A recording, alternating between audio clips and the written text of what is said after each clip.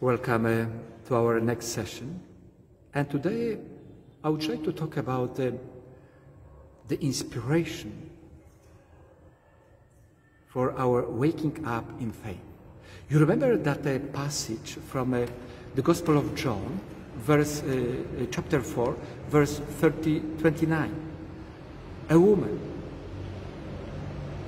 after experiencing a personal encounter with Jesus Christ, she says to the people in her town, "Come and see the one who told me everything what I have done.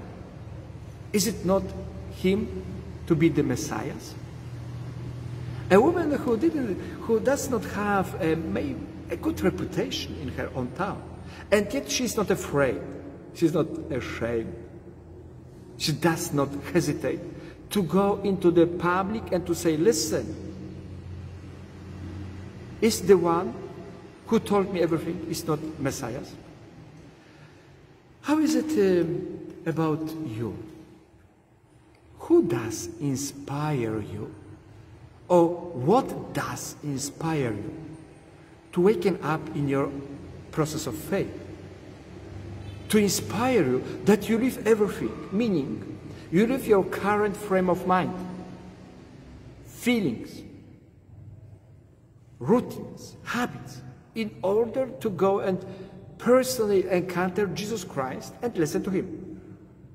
We have two scenarios: people around you and your experiences.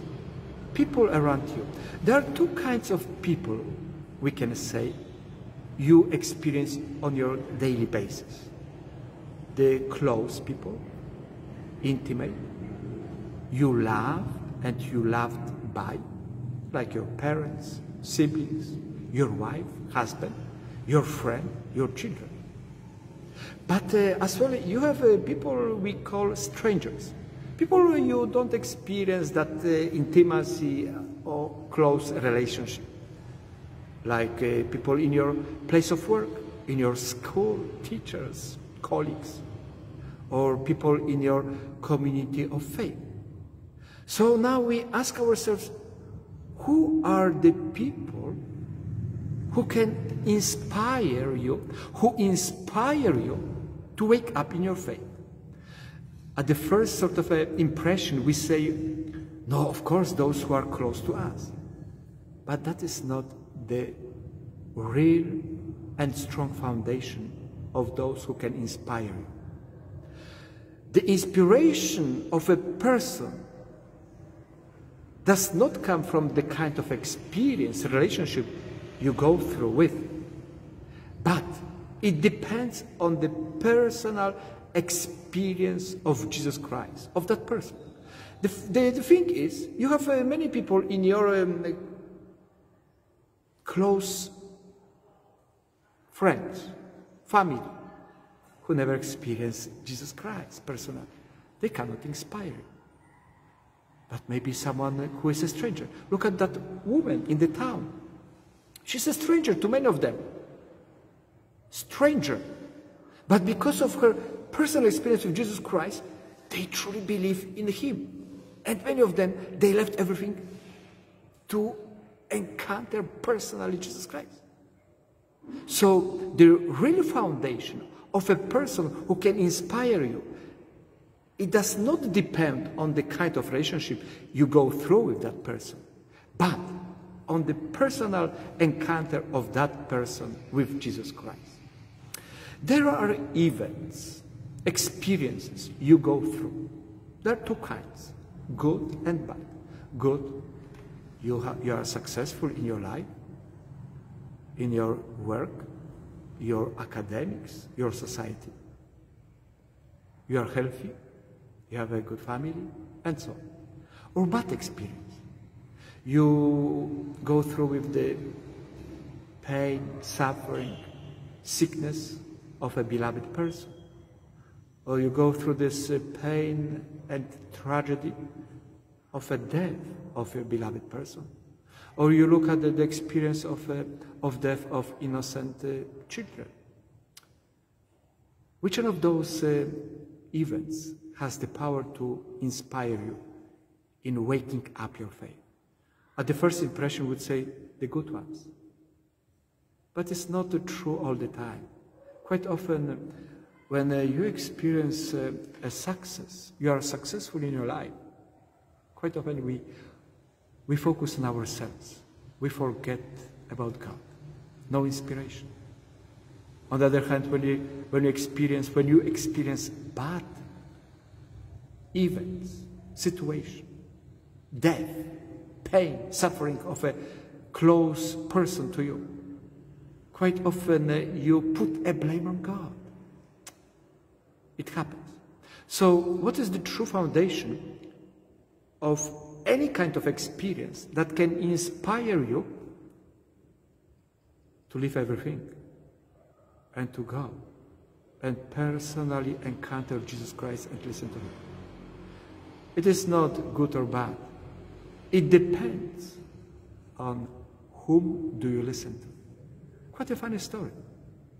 It depends on whom you listen to. You can listen to this world only, or you can listen to God.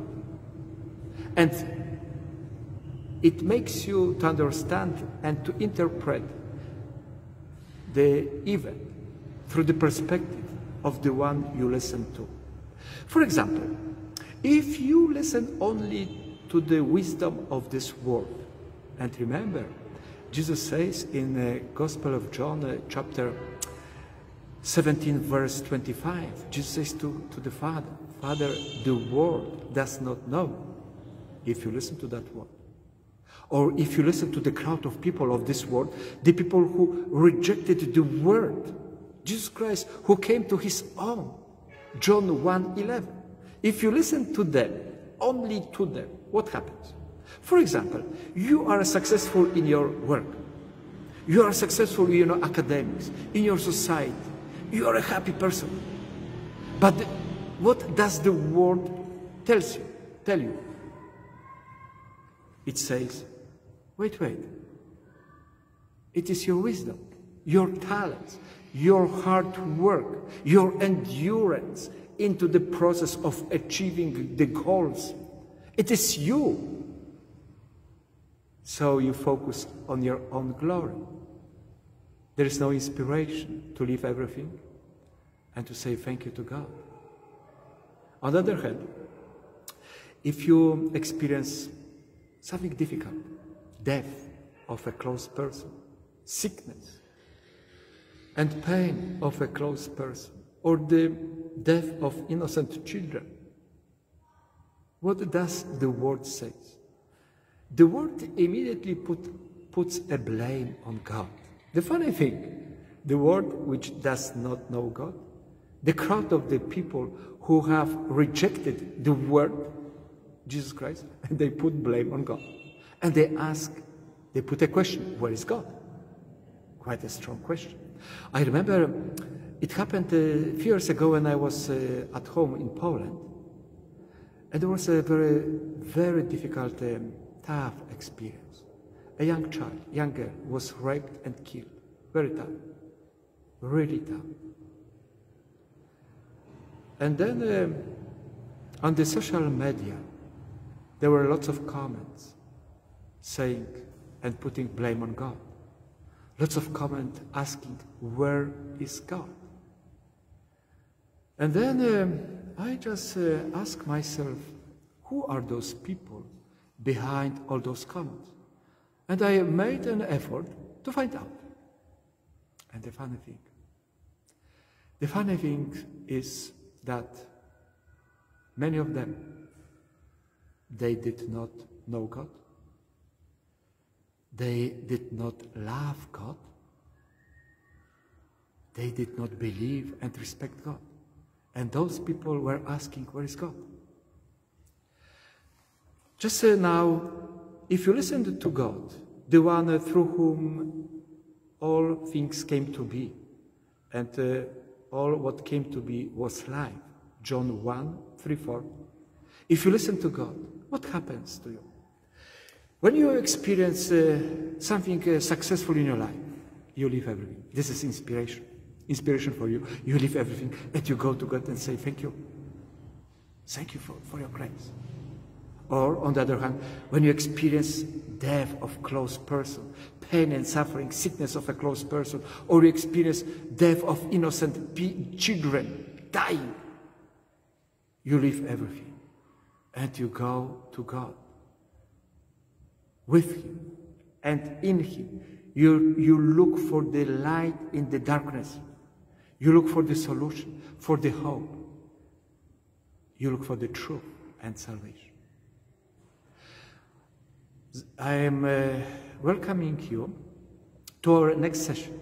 Next session, I would like to talk about the inspiration of those Samaritans who left everything and go to encounter personal Jesus Christ. What is the inspiration? What is the power of the inspiration in their lives? The testimony of the woman, or maybe as well, and first and foremost, their personal experience of emptiness, anxiety, fear. We'll try to reflect on it and to see it. Thank you very much and welcome you to our next session.